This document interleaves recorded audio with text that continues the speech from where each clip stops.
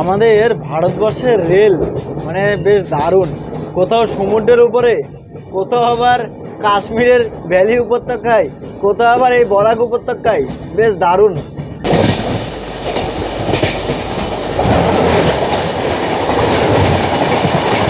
Complain যখন করেছি এখন আমাকে টিটি সাহেবের কাছে নিয়ে আসলো, ঠিক আছে।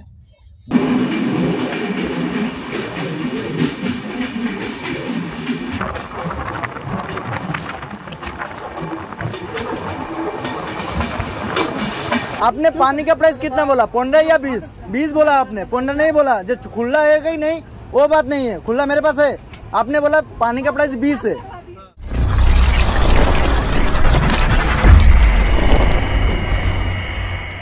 হাই, আমাদের প্রথম পর্বটা আমরা এই খড়গপুরে শেষ করেছিলাম। এটা হচ্ছে আমাদের দ্বিতীয় পর্ব। আর সময় হচ্ছে এখন 9টা বেজে 10 মিনিট। ট্রেন দাঁড়িয়ে রয়েছে খড়গপুর রেলওয়ে স্টেশনে।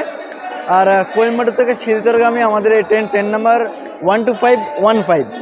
আমরা টোটাল অতিক্রম করব 3493 কিলোমিটার রাস্তা। যাত্রাপথে আমাদের সময় 66 ঘন্টা মতো লাগবে। চলো এগিয়ে যাই। আর এই ট্রেন আমাদের এই স্টেশনে আসার কথা ছিল সকাল 6টা বেজে 40 মিনিটে, বাট এখন টাইম হচ্ছে 9টা বেজে 11 মিনিট। ট্রেন অনেকটাই লেটে রান করছে। এখানে আমাদের এই ট্রেনে মোটামুটি ওই 8 মিনিট মতো দাঁড়ানোর কথা ছিল।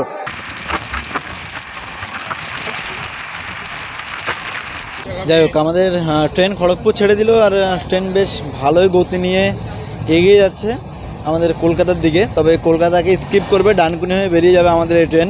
তোমাদেরকে এর আগের পর্বে যে জার্নি দেখিয়েছিলাম সেটা কিন্তু পুরোপুরি জেনারেলে ছিল, বাট এখন স্লিপারে রয়েছি। স্লিপারে করে সম্পূর্ণ জার্নিটা করব। নিউ হাফলং হয়ে আমাদের এই ট্রেন বেরিয়ে যাবে। আর নিউ হাফলংয়ের পর থেকে কিন্তু মানে এটা কিন্তু আগামীকালকে কথা বলছি, নিউ হাফলংয়ের পর থেকেই যে ঘাট সেকশন রয়েছে সেটা কিন্তু শুরু হয়ে যাবে। আর এত সুন্দর ভিউ, মানে এর আগে আমি একবার গিয়েছিলাম, সেই ভিউটার কথা বলছি। দারুণ লাগবে, দারুণ। অলমোস্ট 2টো নাইট তো কমপ্লিট করলামই, 2 ডেজ কমপ্লিট হয়ে গেছে। এভাবে আমাদের জার্নি। এবার এখানেই দেখার যে প্রাইস কত কী নিচ্ছে খাবারের, কারণ আমরা যখন জেনারেলে ছিলাম তখন কিন্তু খাবারের প্রাইস, জলের প্রাইস, মানে সব কিছুর প্রাইস অনেক বেশি ছিল। বাট এখনই দেখার যে কোনটার প্রাইস কত কী রয়েছে, ঠিক আছে। আর এই হচ্ছে আমাদের স্লিপার কোচের কিছুটা অবস্থা, ঠিক আছে। মানে যাদের টিকিট নেই তারাও কিন্তু বর্তমানে রয়েছে আমাদের এই ট্রেনে।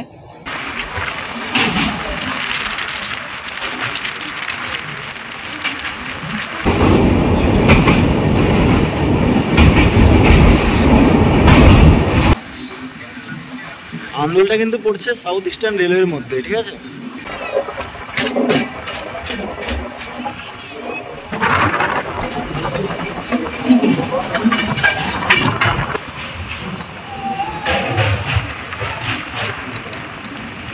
কোয়েম্বাটোর থেকে 2159 কিলোমিটার যাত্রা সম্পূর্ণ করে ফাইনালি এসে পৌঁছে গেছি আমাদের পশ্চিমবঙ্গের আরও একটি রেল স্টেশন, সেটা হচ্ছে ডানকুনি। মানে একদম আমার বাড়ির কাছে রেল স্টেশন এটি।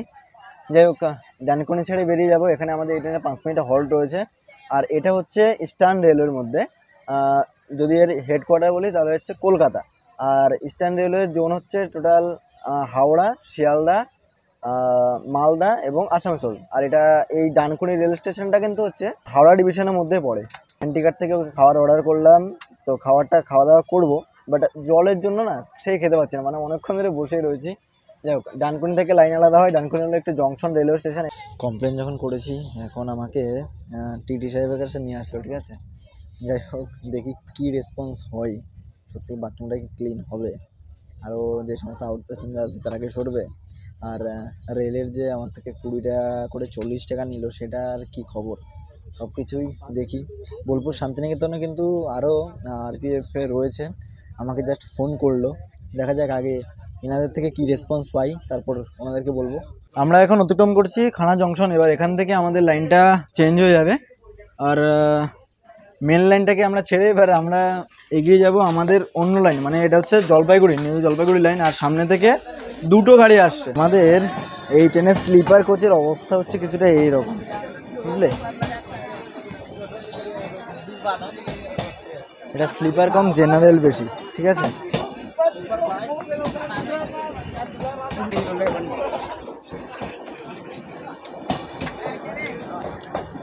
মানে লং ডিস্টেন্স ট্রেনে যদি তোমরা এসিতে জার্নি করো তবেই কিছু মোটামুটি স্বস্তি পাবে। আমার কোচে যেতে যেতে মনে হচ্ছে অবস্থা খারাপ হয়ে যাবে।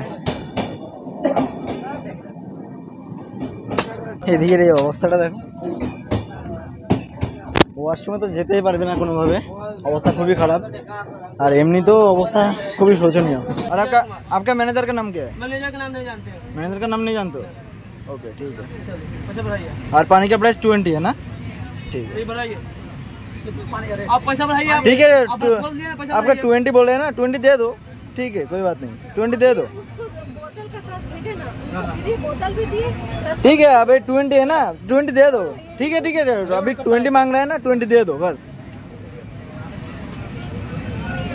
ये पानी का प्राइस 20 बोल रहा है, ठीक है। ये হচ্ছে জল, জলটা দেখে দাও, ঠিক আছে। একেবারে এটা রেলের তো নাই, ঠিক আছে। দেখো आपने पानी का प्राइस कितना बोला? 20 या 15? आपने पानी का प्राइस कितना बोला? 15 या 20? 20 बोला आपने, 15 नहीं बोला। जो खुला है कि नहीं वो बात नहीं है, खुला मेरे पास है। आपने बोला पानी का प्राइस 20 है, तो पहले बोलना चाहिए था पानी का प्राइस 15 है। तो मैं खुला देता हूँ कि नहीं, वो अलग से बात है। बोल रहा है ना 20 रुपया का, ये लगता है यही है। इसका नाम भी पूछा मैंने, नाम नहीं बोल रहा था। नाम तो बोल दीजिए। मैंने नाम बोला आपने? हम कितने मिलाइए चले ले। ये क्या मिला रहे हैं? क्या अभी ऐसा नहीं होगा ना, आज हो रहा है, हो रहा है। এই হচ্ছে এই ট্রেনের সমস্যা, ঠিক আছে। 2290 কিলোমিটার যাত্রা সম্পূর্ণ করে ফাইনালি আমরা এসে পৌঁছে গেছিলাম বোলপুর শান্তিনিকেতন। আর আমি এতক্ষণ যে সমস্ত কমপ্লেনগুলো করলাম ওই সলভ কি, মানে জাস্ট আসলো আরপিএফ, এসে বললো এই সরে যাও সরে যাও সরে যাও, বাথরুমটা একটু ক্লিন করলো, বাস এইটুকুই।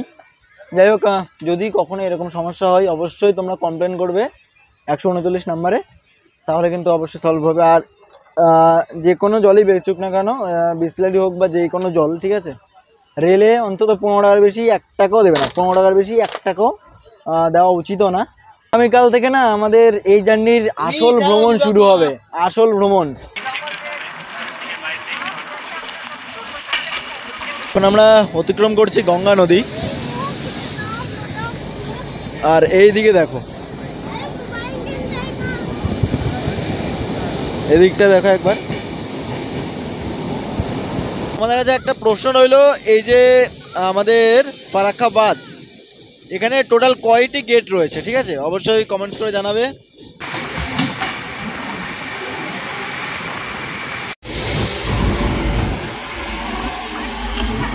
দেখো আমাদের এই ট্রেনে কি পাওয়া যায় না, যেহেতু আমরা এখন আমাদের পশ্চিমবঙ্গে রয়েছি তাই এখানে মিষ্টি অব্দি পাওয়া যাচ্ছে। হ্যালো, আরো এদিকে সবাই রয়েছে। আর এখনই আমাদের পাশ দিয়ে একটি ট্রেন বেরিয়ে যাবে, যেটি হচ্ছে আমাদের ভারতের সবথেকে লংয়েস্ট ট্রেন, ঠিক আছে। তোমাদেরকে দেখাতে পারবো না, কিন্তু বাট এখান থেকে জাস্ট একটু দেখতে পাচ্ছি, বিবেক সুপারফাস্ট এক্সপ্রেস।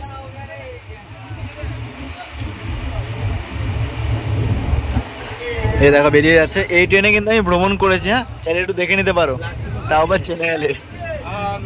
কোয়েম্বাটুর থেকে 2704 কিলোমিটারের যাত্রা সম্পূর্ণ করে আমরা এসে পৌঁছে গেছি নর্থ ইস্ট ফ্রন্টিয়ার রেলের এনজিপি বা নিউ জলপাইগুড়ি রেলওয়ে স্টেশন। ভারতীয় রেলের টোটাল হলো 19টা জোন। 19টা জোনের মধ্যে এটা হচ্ছে আমার 5 নাম্বার না 6 নাম্বার জোনে যেন প্রবেশ করলাম, আই থিঙ্ক, এখন মনেই নেই, মানে এতগুলো জোন পেরিয়ে এসেছি খেয়ালই নেই। দেখো অন্যান্য কোচগুলো তেমন কিন্তু ক্লিন করা হচ্ছে না, ঠিক আছে, বাট আমি যেহেতু কমপ্লেন করলাম যার কারণে কিন্তু এখন ক্লিন করা হচ্ছে। তো অবশ্যই এই কমপ্লেনটা একবার হলেও করো, তাহলে দেখবে অন্তত ক্লিন হবে, প্লাস জলও সরবরাহ করা হবে। যাই হোক, চলো ট্রেনে ওঠা যাক। এই যে কফি নিলাম, বিল দিজিয়ে। হ্যাঁ, এটা উচিত না। যাই হোক, এই কফি নিলাম, কফি 10, যদি কখনো 20 টাকা বলে একদম ডাইরেক্ট বলবে বিল দিন, বিল যদি না দেয় তো 10 টাকাই, ঠিক আছে। আর বিল দিতেও পারবে না, 10 টাকার বেশি দেবেও না। যাই হোক, কফিটা খেয়ে নিই। যাই হোক, এবার আমরা ট্রেনে উঠে পড়বো, আর তেমন কিছু দেখানোর নেই। আর সাথে একজন রয়েছে, মানে এখানেই পরিচয় হলো। কোথায় যাবে, কোথায় न्यू बंगाईगांव जाना है। कहाँ से आए हो? विशाखापट्टनम से। विशाखापट्टनम से। देखो विशाखापट्टनम থেকে আসলো নিউ বঙ্গাই অবধি যাবে আর আমার গন্তব্য একদম শেষ মানে আমি এন্ড টু एंड জার্নি कर रहा हूँ मैं। अच्छा ठीक है और ये ट्रेन है ना ये हमारा इंडिया का 7 लॉन्गेस्ट ट्रेन है ये वाला যাই হোক এখানে আপাতত আমরা শেষ করছি আবার আগামীকাল সকালবেলা কথা হবে দেখা যাক ট্রেন 2 ঘন্টা লেট রয়েছে এবার কতটা কি লেট মেকআপ করতে পারে এটাই আমরা দেখব আগামীকাল চলো আজকের মতো শুভরাত্রি এই দিদির সাথে ট্রাভেল করছি ঠিক আছে মানে আমার কো প্যাসেঞ্জার এনারা রয়েছেন আবার এনারা আমাকে এই বিস্কুট দিলেন রাতে খাওয়া দাওয়া করছে এখন এদিকে দেখো সবাই মিলে বিন্দাস মোটামুটি বেশ আড্ডা হচ্ছে এখানে বেশ দারুণ মোটামুটি সহ প্যাসেঞ্জার বা কো প্যাসেঞ্জার যদি বেশ এন্টারটেনমেন্টই হয় তাহলে কিন্তু বেশ দারুণ জমে যায় এই যে আমাদের এতক্ষণের জার্নি এতক্ষণের ভ্রমণ সেটা মনে হয় না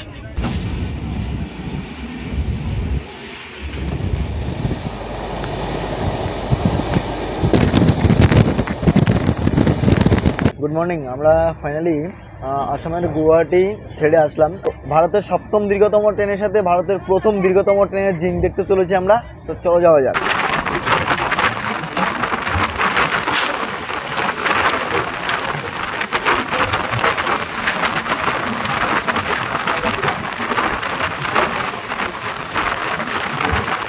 তো এবার সামনে থেকে আসছে 12423 ডিব্রুগড় নিউ দিল্লি রাজধানী এক্সপ্রেস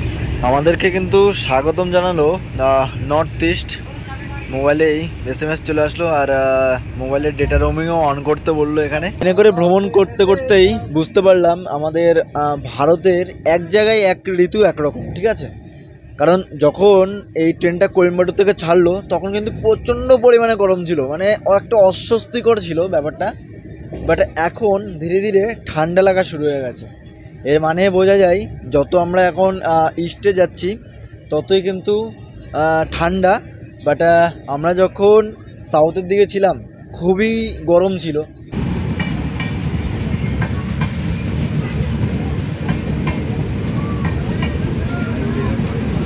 কোয়েম্বাটুর থেকে 3293 কিলোমিটার করে ফাইনালি এসে পৌঁছে গেছি আসাম রাজ্যের লামডিং আমাদের ভ্রমণের প্রথম টানেলে প্রবেশ করছি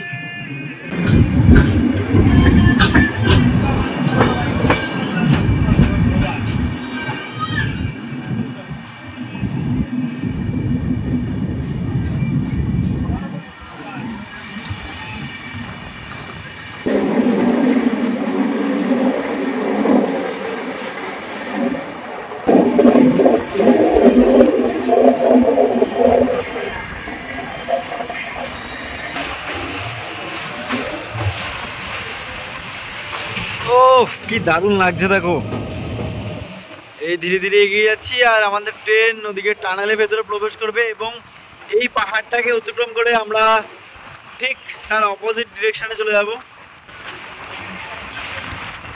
একবার হলো এসো তোমরা এই আগরতলা ভ্রমণে তবে বুঝতে পারবে প্রাকৃতিক সৌন্দর্য কাকে বলে বিশেষ করে একটু বর্ষার টাইমে আসো আবার আরো একটি টানেলের ভেতর প্রবেশ করছি আমরা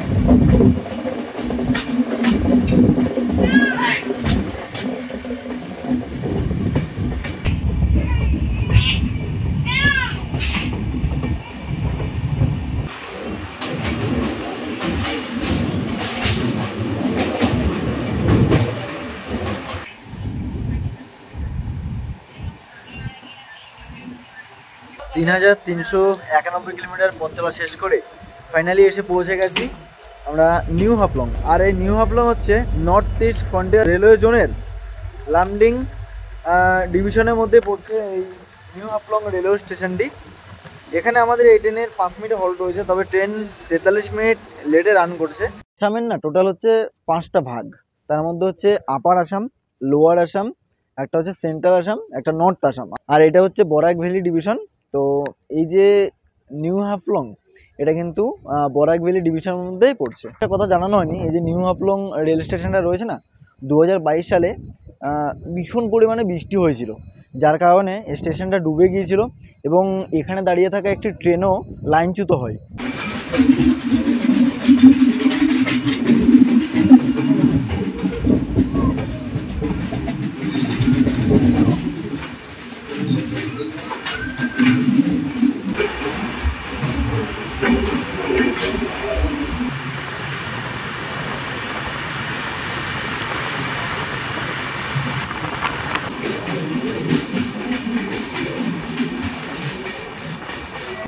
আমাদের ভ্রমণের সবথেকে লম্বা টানেল অতিক্রম করলাম।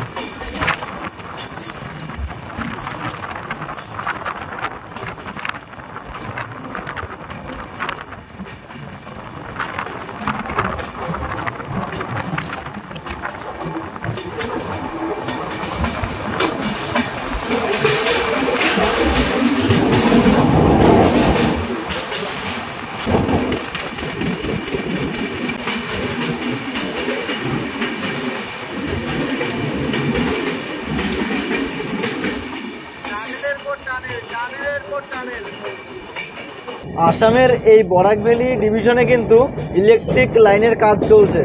এরপরে কিন্তু এই লাইনেও গুয়াহাটি থেকে আগরতলা অবধি ছুটবে বন্দে ভারত এক্সপ্রেসের মতন দ্রুততম ট্রেন।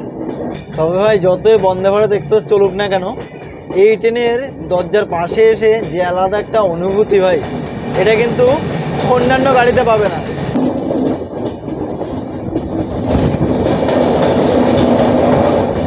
আমাদের ভারতবর্ষের রেল মানে বেশ দারুণ, কোথাও সমুদ্রের উপরে, কোথাও আবার কাশ্মীরের ভ্যালি উপত্যকায়, কোথাও আবার এই বরাক উপত্যকায়, বেশ দারুণ।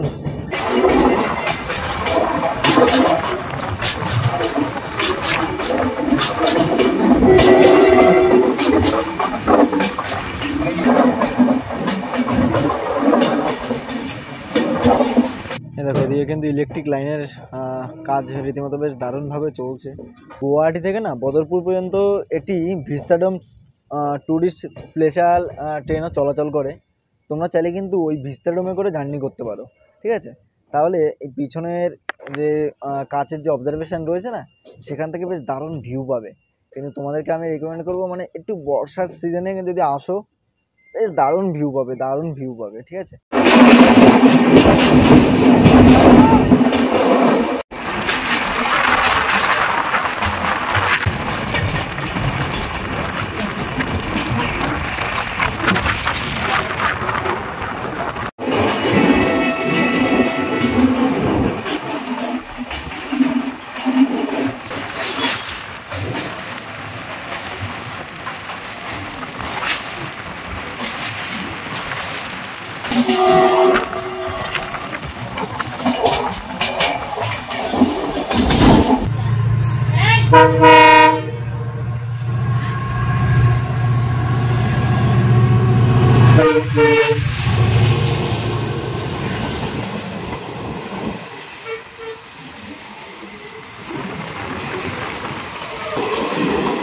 শিলচর শিয়ালদা কাঞ্চনজঙ্ঘা এক্সপ্রেস।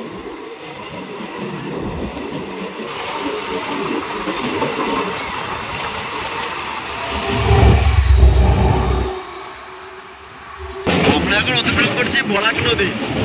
বরাক উপত্যকা নাম হয়েছে বরাক নদী থেকে।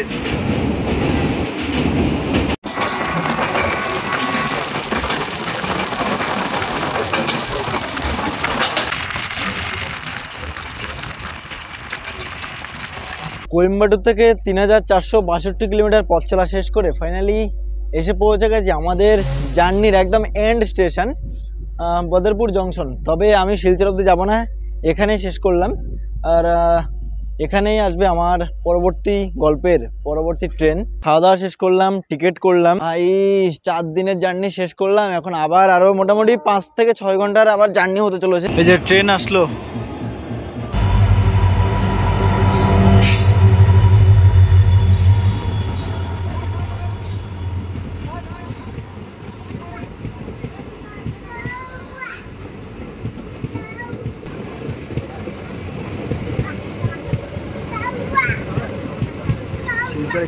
বদরপুর থেকে 221 কিলোমিটার যাত্রা সম্পূর্ণ করে ফাইনালি পা রাখলাম ত্রিপুরা রাজ্যের আগরতলা শহরে। এই নর্থ ইস্টের এটা হলো সেকেন্ড ক্যাপিটাল। প্রথমটা হচ্ছে আসামের গুয়াহাটি। সেই একটা লং জার্নি করলাম। কালকে সকালবেলা এই লোকাল ট্রেনে করে আমাকে জার্নি করতে হবে, তো সেই ভিডিওগুলো আসবে না আর। ভিডিওটা আমাদের এখানে শেষ করছি, কারণ ভিডিওটা অনেক বড় হয়ে যাবে। আর নাহলে কেমন লাগলো তোমাদের এই ভিডিওটি যদি ভালো লেগে থাকে লাইক কমেন্ট শেয়ার এবং চ্যানেলটাকে সাবস্ক্রাইব করতে ভুলবে না যেন। দেখা হবে আবারও নতুন ইন্টারেস্টিং পর্ব নিয়ে। ভালো থাকবে, সুস্থ থাকবে, নিজের খেয়াল রেখো। জয় হিন্দ।